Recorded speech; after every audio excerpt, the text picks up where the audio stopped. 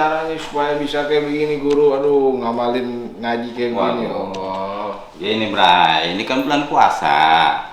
Jadi kita harus memperbanyak membaca Al-Quran. Membaca Al-Quran itu luar biasa. Salah satu hikmah dari membaca Al-Quran itu Allah terangkan dalam Al-Quran, wa nunazzilu minal Qur'ani ma huwa syifaa'u wa rahmatul lil mu'minin.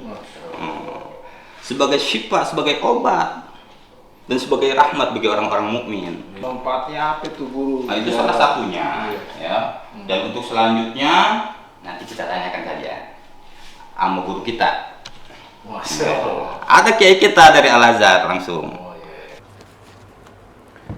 Bismillahirrahmanirrahim. Assalamualaikum warahmatullahi wabarakatuh.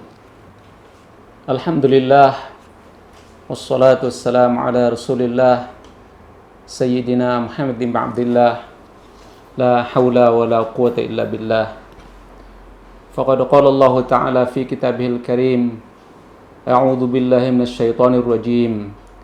Bismillahirrahmanirrahim.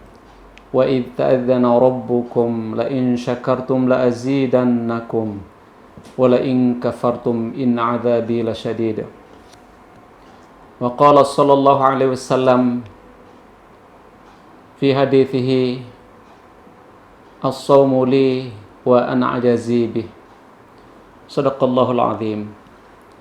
Yang mulia para pemirsa yang berbahagia, alhamdulillah atas izin Allah semata-mata kita saat ini berada di bulan Ramadan yang penuh kemuliaan dan penuh keberkahan.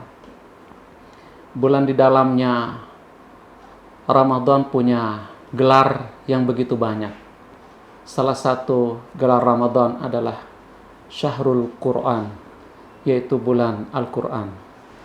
Disebut Syahrul Quran atau bulan Al-Quran adalah inilah bulan diturunkannya Al-Quran.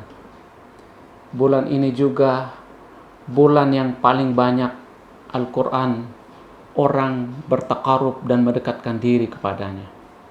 Dan bulan ini bulan yang paling banyak umat Islam membacanya, mengkajinya, mentadaburinya, dan juga mengamalkannya, insyaallah ta'ala. Para pemirsa yang berbahagia, topik saya pada kesempatan ini adalah Khatam Al-Quran di bulan Ramadan, cerminan perilaku Al-Quran. Waktu 3 hari yang lalu, saya ditanya oleh salah seorang jemaah ketika saya memberikan ceramah subuh. Dia bertanya, Pak Ustadz, bagaimana hukumnya atau apa kemuliaannya ketika saya dalam bulan Ramadan beberapa kali mengkhatamkan Al-Quran?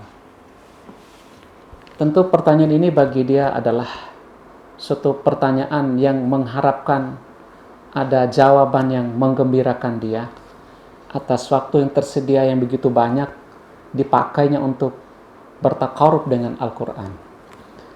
Para pemirsa yang berbahagia, pertanyaan seperti penanya tadi tentu banyak juga ditanyakan oleh sebagian mukmin yang membaca banyak Al-Quran. Sebagian sudah mendapatkan jawabannya dan sebagian juga belum.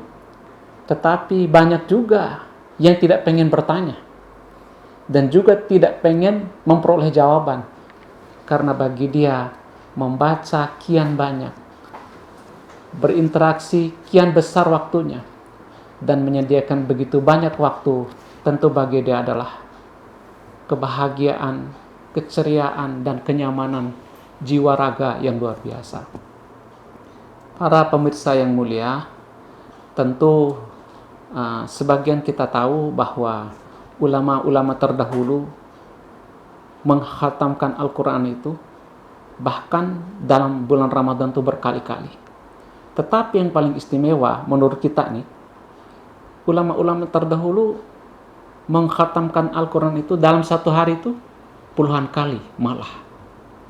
Imam Syafi'i misalkan, Imam Syafi'i itu dia membaca Al-Quran itu mengkhatamkan Al-Quran dalam satu hari itu sampai sekian puluh kali. Begitu juga imam-imam dan syekh-syekh yang terdahulu juga. Bahkan imam dan ustadz atau kiai atau ulama yang menggeluti Al-Quran di bulan Ramadan, hari-hari ini pun banyak. Okelah mereka ulama besar, tokoh yang sangat tahu tentang bagaimana kemuliaan Ramadan. Ini tentu berbeda kelas dengan kita. Tetapi paling tidak, apapun profesi kita, seberapapun bagian dan keadaan kita, itu tidak penting.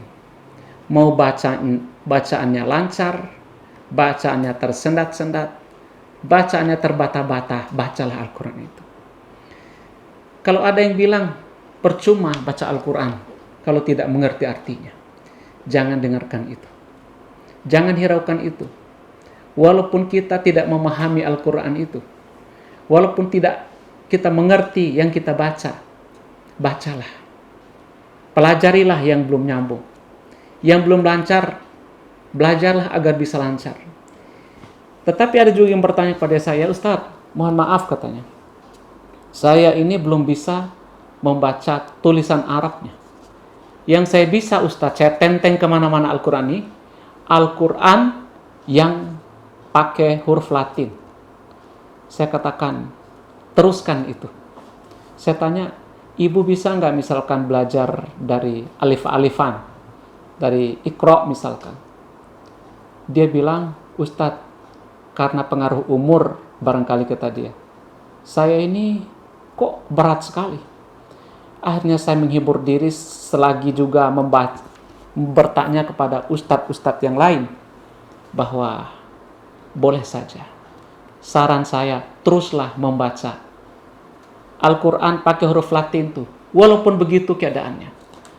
Karena begitu kemampuannya, begitu juga dengan, mohon maaf, mereka-mereka yang di tempat tertentu, di pulau tertentu, di budaya tertentu dengan dialek dan kemampuan berbahasa, maksudnya berbahasa Al-Quran atau pengucapan yang rada-rada, bacalah sesuai dengan kemampuannya.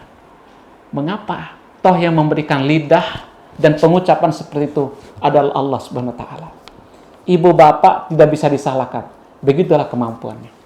Para pemirsa yang mulia, semoga apa yang saya sampaikan ini memberi motivasi dan memberi inspirasi bagi kita untuk terus membaca, terus membaca, terus membaca. Lanjutkan dengan mempelajari lebih lanjut untuk kita fahami isinya, dan insya Allah ujungnya akan kita amalkan.